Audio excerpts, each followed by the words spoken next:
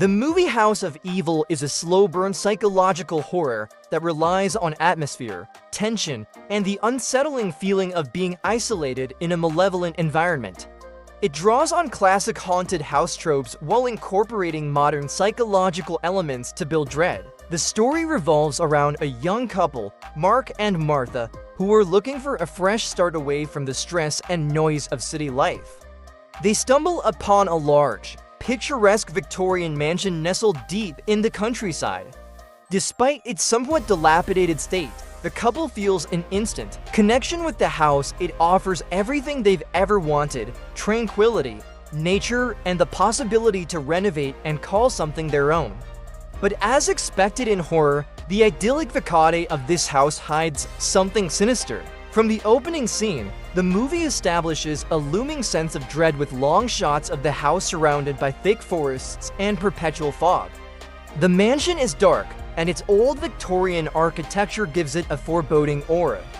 The isolation from the nearest town is palpable, setting up the tension that becomes the heart of the story. The couple moves in, enthusiastic about renovating. Mark is a DIY enthusiast and handyman, while Martha is a photographer with an eye for finding beauty in decay. As they start settling in, Martha begins to notice strange occurrences, random noises at night, cold drafts, and the feeling of being watched. However, Mark dismisses her fears as paranoia induced by their shift to a more secluded lifestyle. The house seems to have a personality of its own. The creaking of the floorboards almost mimics footsteps, and the old walls reverberate with whispers that Martha can't quite make out. At first, Martha assumes these are echoes of wind and old pipes, but as the days pass, she feels a definite presence. As the couple begins to explore the house, they find a hidden door in the basement, padlocked shut. Mark, eager to open it, uses his tools and eventually breaks it open. Inside, they find an old nursery strangely untouched by time, with antique toys and a rocking chair. Martha starts to feel uncomfortable, noticing that many of the old toys have unsettling faces with eyes that seem to follow her around the room. She snaps some photos of the nursery, but later, when she develops the film, she finds strange shadowy figures appearing in the pictures. Mark, on the other hand, becomes obsessed with restoring the house to its former glory, seemingly unaware of the eerie atmosphere. He spends hours working in the house, and over time, his demeanor starts to change. He becomes increasingly withdrawn, irritable, and secretive. When Martha brings up the strange things happening, Mark dismisses them angrily, accusing her of not wanting the house to succeed. As the days go by, Martha's experiences grow more intense. She begins seeing visions of a pale, ghostly child lurking in the halls, and hears the soft lullaby of a music box emanating from the nursery, despite having put it away. One night, Martha is awoken by the loud noise and follows it to the basement, where she sees the child from her visions crouched in a corner. As she approaches, the child turns and its eyes are hollow, bleeding darkness. It whispers, "Get out before it's too late." Martha begins researching the history of the house and discovers a tragedy that occurred decades ago. A family once lived in the house, and the youngest child, a little girl, was found dead in the basement nursery under mysterious circumstances. Rumors circulated that the father, driven mad by the house, had murdered her, though this was never proven.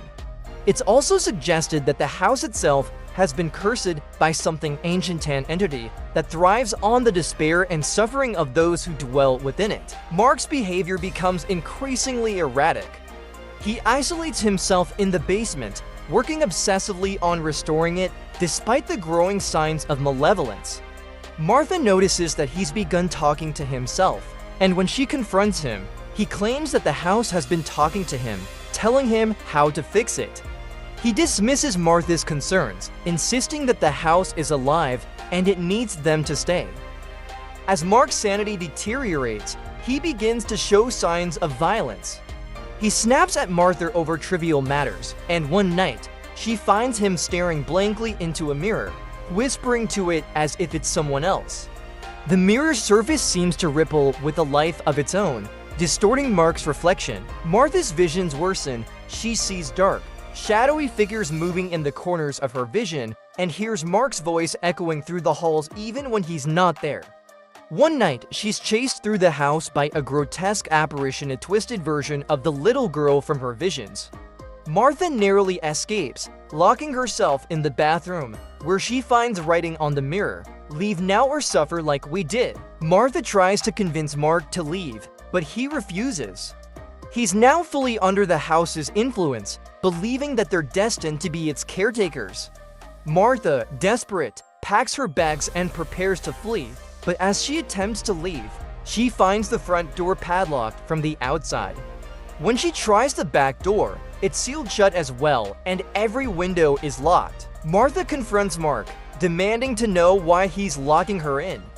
Mark's eyes are glazed over, and he insists that the house needs them. In a fit of rage, he attacks Martha, accusing her of trying to destroy their home. Martha manages to escape and hides in the basement, where she's cornered by the apparition of the little girl, who whispers, "It won't let you leave." At this moment, Martha realizes that the house is a living entity, feeding off the emotions and fears of its inhabitants. It's not just haunted by the spirit of the dead child. The house itself is the source of the evil.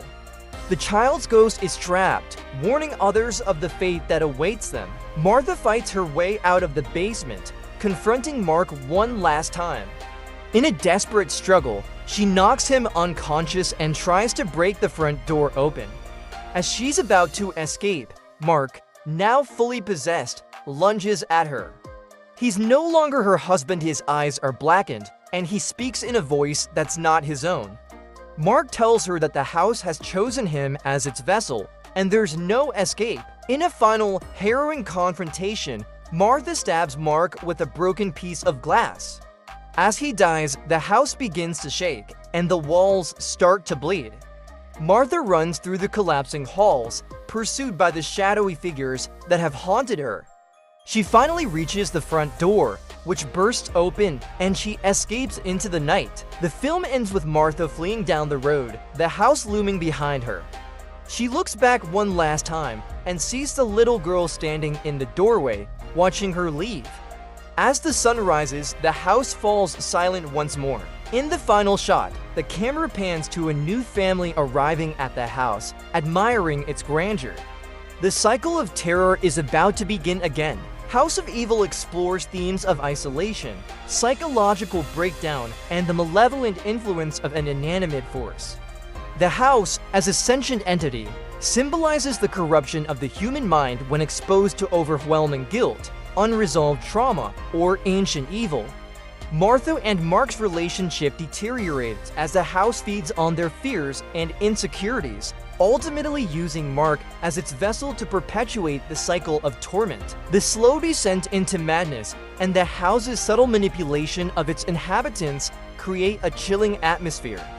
The film relies heavily on sound design, with creaks, whispers, and faint voices adding layers to the dread. The visuals of shadowy figures and subtle distortions in reflections enhance the sense of disorientation and horror. House of Evil is a classic haunted house film with a psychological twist. It plays on familiar tropes but adds enough unique elements to keep audiences on edge. The story's gradual escalation of tension, combined with its chilling atmosphere and unsettling imagery, creates a compelling narrative about the power of the unknown and the dangers of ignoring warnings from beyond the grave.